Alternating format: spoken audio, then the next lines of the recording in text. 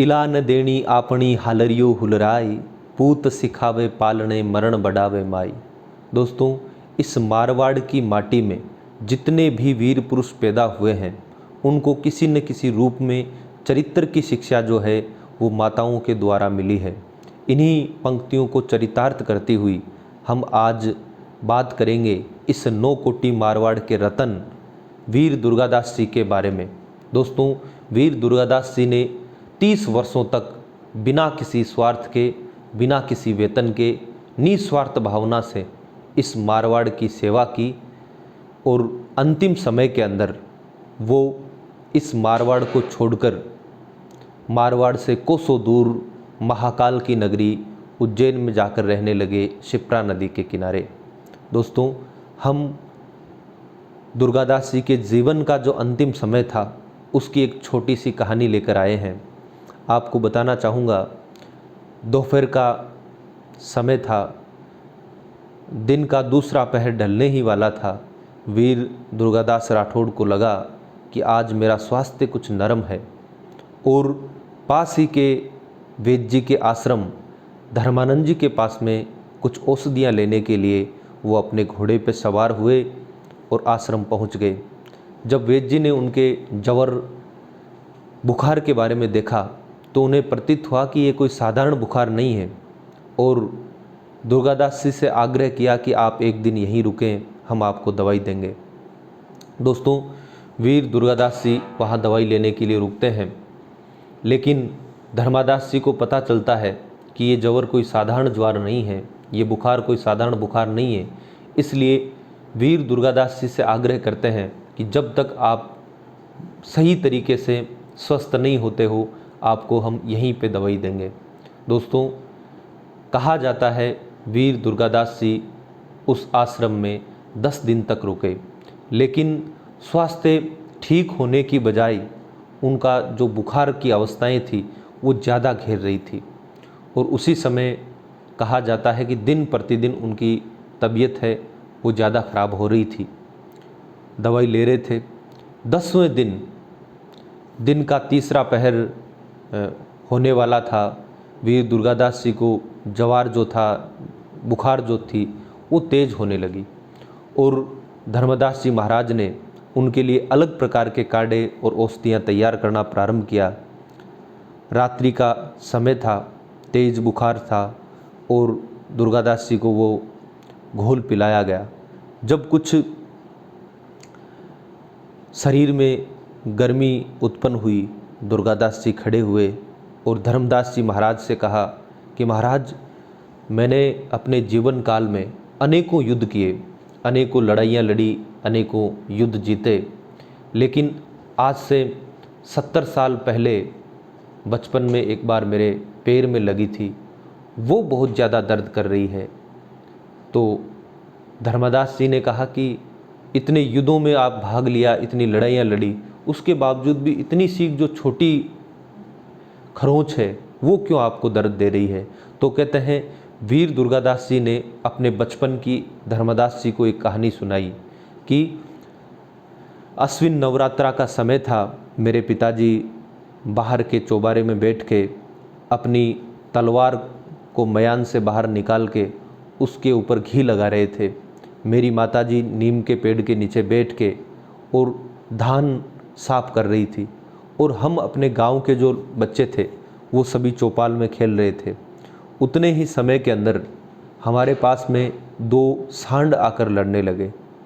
सभी बच्चे दौड़कर भाग गए, लेकिन न जाने क्यों मेरे मन में ये उत्सुकता आई और मैंने एक सांड के जाकर कान पकड़ लिए और वो लड़ते हुए सांड तो दूर हो गए, लेकिन उनमें से एक जो सांड था वो मेरे पीछे हो गया और मैं दौड़ता हुआ मेरी माँ की गोद में आके छुप गया और सांड वहाँ से चला गया। मैंने कुछ समय बाद महसूस किया कि मेरे गाल के ऊपर एक गर्म आंसू की बूंद गिरी है। मैंने ऊपर देखा तो मेरी माँ घनघोर तरीके से रो रही थी। मैंने माताजी से पूछा कि माताजी आप क्यों रो रहे हो।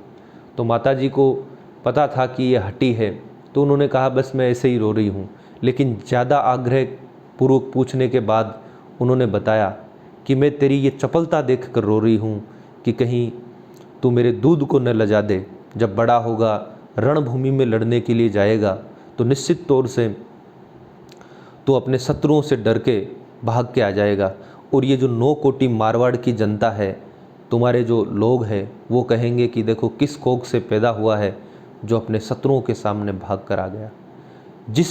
जिस प्रकार से दुर्गादास जी ने अपनी माँ के सामने अपनी चपलता की बड़ाई कर रहे थे और उनको लगा कि ये तो अभिश्राप है, और वो तत्काल खड़े हुए और अपने पिताजी की जो रखी गई तलवार थी वो उठाई और अपने पैर पर दे मारी।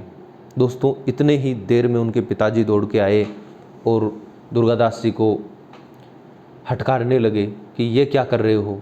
उनकी माताजी आई तो दुर्गादास जी ने कहा कि मैं अपने पैर काट रहा हूँ, क्योंकि अगर मैं बड़ा होकर युद्ध भूमि में जाता हूँ और मेरा पैर कटा हुआ होगा तो मैं रणभूमि से भाग कर नहीं आऊँगा और मैं अपनी माँ का दूध नहीं ले जाऊँगा, इसलिए मैं अपना पैर काट रहा हूँ।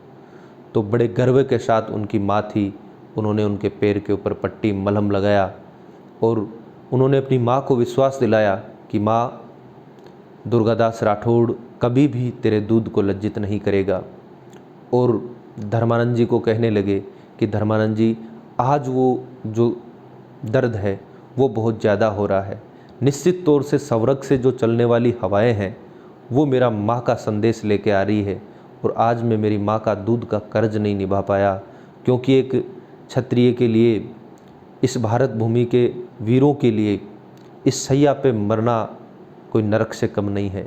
मेरे को किसी रणभूमि में मरना चाहिए था, जो मैं आज इस सैया पे मर रहा हूँ। तो धर्मानंद जी ने बड़े ढांढस बनाते हुए कहा कि दुर्गादास जी, आप इस 9 कोटि मारवाड़ के उद्धारक हो।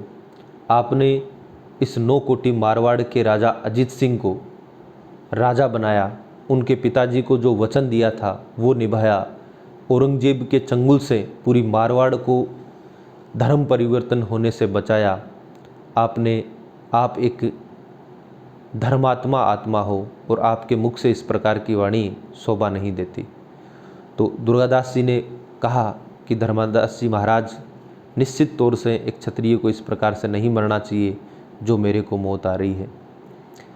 काफ़ी समय बातचीत करने के बाद में दुर्गादास जी ने निर्णय किया कि मैं अपनी माँ का दूध नहीं लजने दूंगा, और उन्होंने रात्रि के समय धर्मदास जी महाराज को कहा कि मेरे घोड़े के ऊपर आप जीन लगाइए और मैं इस सैया पे नहीं मरना चाहता। उनके मुखमंडल पर इतना तेज था, धर्मदास जी महाराज समझ गए कि ये अंतिम लो है जो चमक रही है।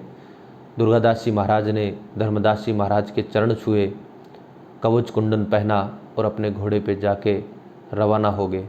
दोस्तों, आश्रम से कुछ दूर ही चले होंगे और उसी घोड़े के ऊपर वीर दुर्गादास जी के प्राण पंखेरु उड़ गए और उसी घोड़े पे बैठे बैठे वो लेट गए। जिस व्यक्ति ने अपना पूरा जीवन एक घोड़े की पीठ पर बिताया, एक कहावत है कि डंबक डंबक ढोल बाजे दे दे तास नगाड़ा की, आसे घर दुर्गो नहीं हो तो सुन्नत होती स्यारा की। दोस्तों, कई प्रकार की कहानियाँ रची गई है। कहा गया है कि दुर्गो आस करण रो नित उठ बागा जाए, अमल उतरे औरंग रो दिल्ली धड़का खाए, सेल अणीसू शेख तो बाटी दुर्गादास, 24 घड़ी 24 पहर घड़ले ऊपर वार, सेल अणीसू शेख तो बाटी दुर्गादास। और जिस समय इस 9 कोटि मारवाड़ में बहुत ही उत्सव का माहौल था, वो जिसने अपने जीवन के 30 वर्ष निस्वार्थ भाव से इस मारवाड़ को दिए, वो अकेले घोड़े की पीठ पर जिस प्रकार से अपने जीवन में घोड़े की पीठ पर बिताया, उसी प्रकार से अंतिम समय भी घोड़े की पीठ पर बिताया। सुबह के प्रभात के समय कुछ गवाले लोग आए और उन्होंने देखा कि एक योद्धा एक घोड़े के ऊपर बैठा हुआ अपना भाला ज़मीन में गड़ाए हुए घोड़े के ऊपर सो रहा है। तो ये बात जब आश्रम तक पहुंचाई तो स्वामी जी आए और उन्होंने देखा कि ये दुर्गादास है। तो वो फूट फूट के रोने लगे कि वारे धन्य वीर और धन्य है तेरी जन्म देने वाली माँ, जिसने तेरे जैसे रतन को पैदा किया। ये थी वीर दुर्गादास जी की अमर कहानी। जय हिंद, जय भारत, जय राजस्थान।